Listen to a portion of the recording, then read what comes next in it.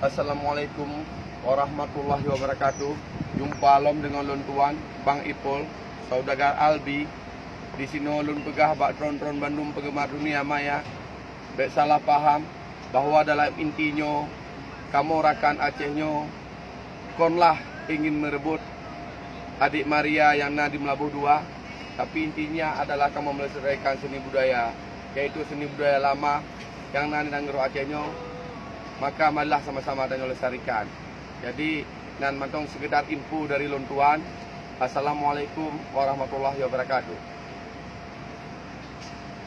Di dalam laut naung duyung, jembatan lambung Melabuh 2. Lagu yang kepun kaulon lantun, dinolon sambung pantun kedua.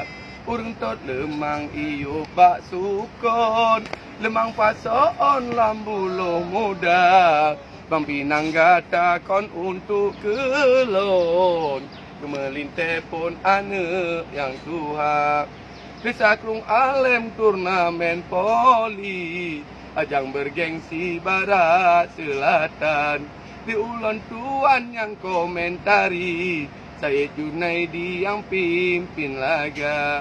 Munyo ade tembe pasti-pasti, ayangon umi tapi nak kakak.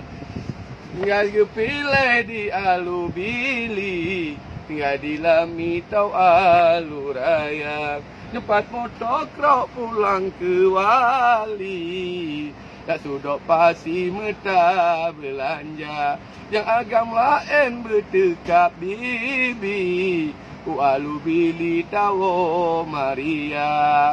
Di abang betong bertekap bibi, alu bili bang Purwogata. Jembatan lami panjang sekali, dijak selfie agam ngondara. Ada jembatan na hidup tui, bincang ile ikrum teripa. Nyaulon tuan kon gaduk deti, hana sadari umu katua. Lagu pantonnya berkoalisi, patunya deti seni budaya. Nyaulon tuan kon gaduk deti, hana sadari umu katua. Lagu pantonnya berkoalisi, tanya lestari seni budaya.